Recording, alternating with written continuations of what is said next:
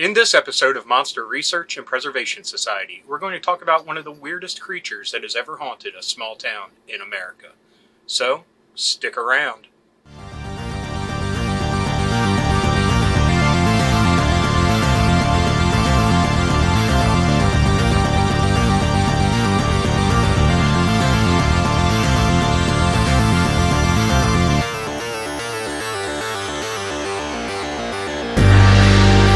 Hello, Monster Files, and welcome to another episode of Monster Research and Preservation Society.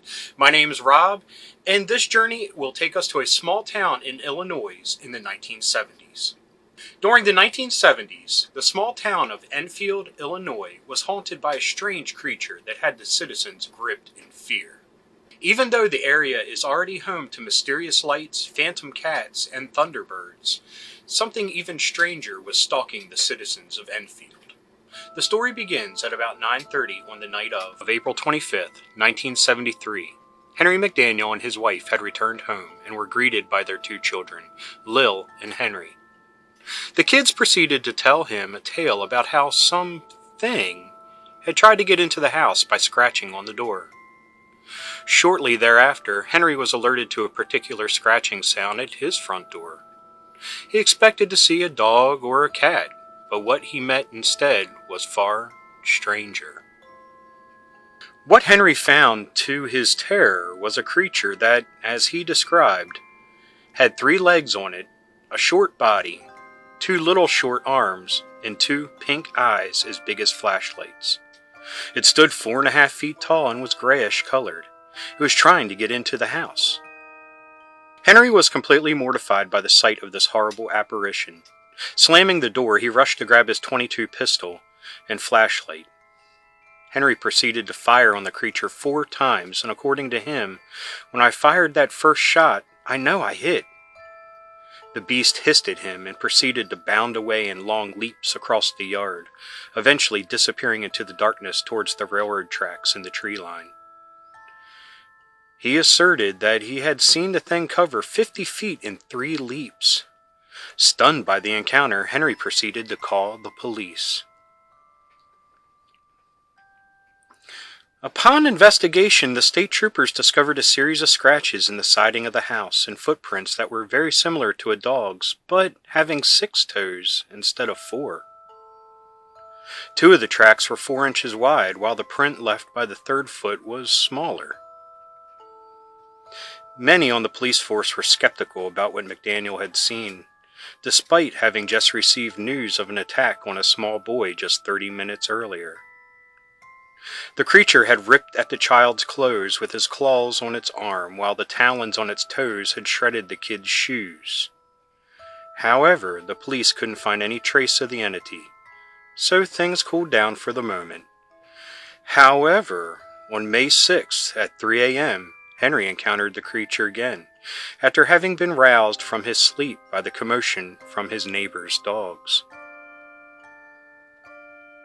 Once again, he saw the creature loitering about near the train tracks.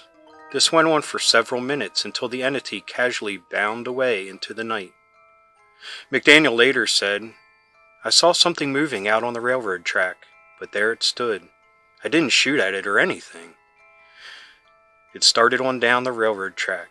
It wasn't in a hurry or nothing."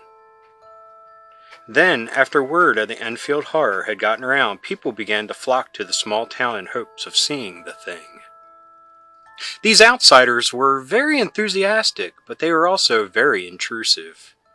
This prompted the local sheriff, Roy Poshard Jr., to warn McDaniel about keeping his mouth closed, or he would be forced to incarcerate McDaniel. Over the next few months, the crowds began to grow larger. With the larger crowds came increased alarm about the citizens of Enfield. Some among them were genuine monster hunters, while others were just hunters or thrill seekers with guns. This forced the sheriff's hand, particularly when he had to arrest 5 gun-toting hunters for shooting at a gray thing that ran through the woods. 2 of those hunters, Mike Mowgli and Roger Tappy, both from Elwood, Indiana, both swore that they had witnessed a gray monkey quickly move through the underbrush. Sheriff Poshard made numerous threats against Henry McDaniel, which it should be noted had no effect whatsoever, who was convinced that there was something very strange going on. Shortly thereafter, once the frenzy of hunters and tourists had died down, 4 more people saw the Enfield horror.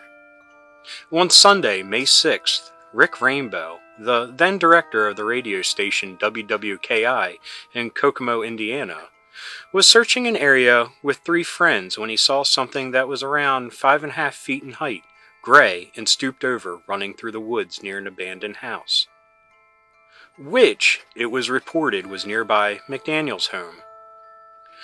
The entity moved with an unnatural speed and quickly vanished from the 4 men's sight. However, Rick Rainbow claimed to have recorded the creature's eerie shriek as it ran away from them on a tape recorder.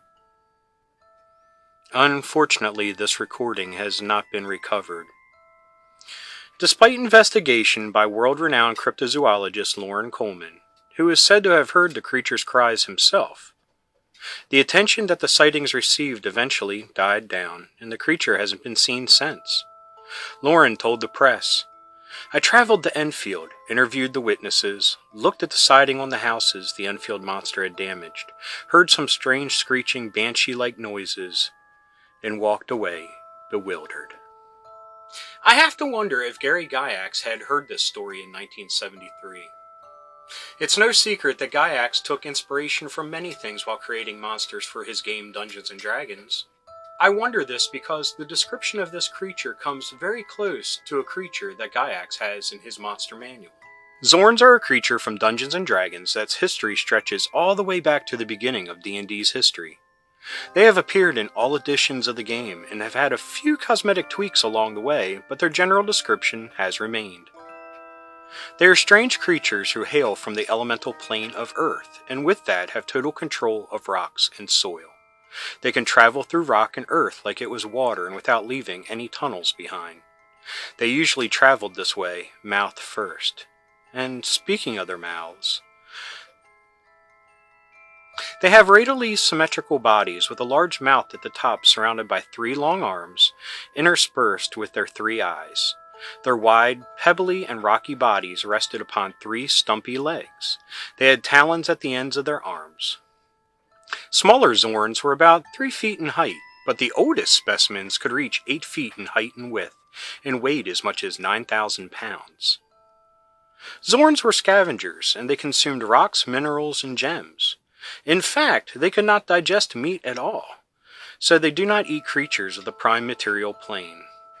They only attack to defend themselves, although they could be more aggressive if hungry and hunting for their inorganic food. If in groups, they would often send one of their numbers to negotiate for food. It was extremely likely that they would attack if their request for food were not granted. If they did not resort to fighting, they often hid below the surface and erupted at their enemies, attacking with bites and talons. On the surface, they could swing their arms at all enemies around them. If they were focused on a single foe, they would rear up on 2 of their 3 feet so that they could attack with their bite in addition to their arms. If injured, a Xorn would usually resort to guerrilla attacks, constantly emerging into the ground for safety and then erupting again to attack. To add to the total bizarre nature of the Xorn, they are also an intelligent creature and they speak the common tongue. One creature can bound 50 feet with 3 jumps. The other can dive underground and travel without leaving a single mark. Now, these are 2 totally separate things, but the description is what really gets me.